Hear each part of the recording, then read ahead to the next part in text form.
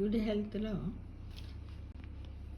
చిక్కిపోయే వారికి సారపప్పు. అసలు సారపప్పు అంటే ఏంటి చాలామందికి తెలియని వాళ్ళు చాలామంది ఉంటారు. అయితే మన భోజన కుతూహలం దాంట్లో సారపప్పుని ఏమన్నారంటే చారపప్పు అంటుంటారు.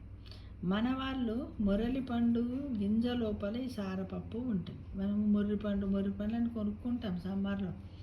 5 రూపాయలకు చిన్న గ్లాసు అని ఇస్తారు. దాన్ని మేము నల్లగా రౌండ్గా చిన్నగా ఉంటాయి. మిరియాల కంటే కొంచెం పెద్ద సైజులో ఉంటాయి.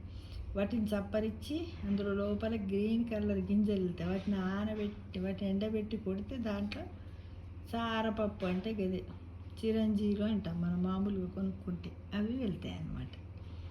మొరలి మొక్కనే చారు మామిడి అని కూడా కొన్ని తెలుగు ప్రాంతాల్లో పిలుస్తారు.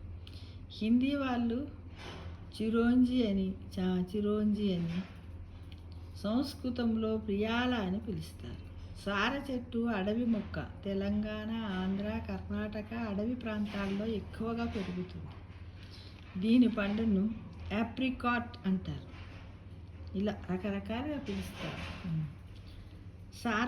సార పండ్లకు ఔషధ గుణాలు ఎక్కువ. తీపి పులుపు రుచులతో నల్లగా జిగురుగా ఉంటుంది.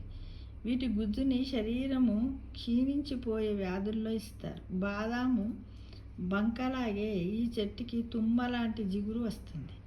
ఈ జిగురుని ఎండబెట్టి అమ్ముతారు. కవుకు దెబ్బల్లోనూ కీళ్ళ వాపుల్లోని జిగురుని కడుపులోకి తీసుకుంటే వాతపు నొప్పులు తగ్గుతాయట. బాదాం పప్పులాగే సారపప్పు తీయగా ఉంటుంది. ఇవి శరీరంలో శక్తిని పెంపొందింపజేస్తాయి. వాతాన్ని వేడిని తగ్గిస్తాయి. గుండెకు మంచి చేస్తాయి. అతిగా తింటే మలబద్ధకాన్ని పెంచుతాయి. ఆలస్యంగా జీర్ణం అవుతాయి. అజీర్తితో బాధపడేవారు అతిగా తింటే కీళ్ళవాతం పెరుగుతుంది. వీటి వాడకము మిఠాయిల తయారీ పరిశ్రమలోనే ఎక్కువ. వక్కపొడి, బూందీ మిక్చర్, పాయాసంలోని గింజల్ని కలుపుతుంటారు. శరీరానికి మృదుత్వాన్ని ఇస్తుంది. పేగుల కదలికను పెంచుతాయి. మనకు ఉంటాయి కదా పెద్ద పేగు చిన్న పేగు, ఆ కదలికలను పెంచుతాయి. అందుకని సరైన మోతాదులో తీసుకుంటే విరేచనము అయ్యేలా చేస్తాయి. అంటే మలబద్ధకం ఉన్న వాళ్ళకి అలా పనిచేస్తుంది. వేరుశనగ పప్పులాగా ఇది కూడా నూనె గింజ. దీని నుంచి తీసిన నూనెను చిరోంజి నూనె లేదా సారపప్పు నూనె అంటారు.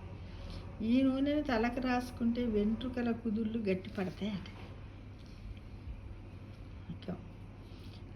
పిల్లలకు ఈ గింజల్ని కొద్దిగా నెయ్యి వేసి దూరగా వేయించి మిక్సీ పట్టిన పొడిని మసాలాతో పాటు కలిపి వాడుతుంటారు. బక్కగా ఉన్నటువంటి పిల్లలకి వేయించిన సారపప్పు గింజల పొడిని పావు చెంచా నుండి అర చెంచా మొత్తాదులో గ్లాసు పాలలో కలపాలట. ఆ పాలను రోజు ఇస్తుంటే ఎదుగుదల బాగుంటుంది. బరువు తగ్గటాన్ని కూడా నిరోధిస్తుందట. అలాగని స్థూలకాయాన్ని కలిగించదు. సారపప్పు వేడి వల్ల వచ్చే అలసటని, పేగులో పెరిగిపోయిన ఉడుకుని తగ్గిస్తుంది.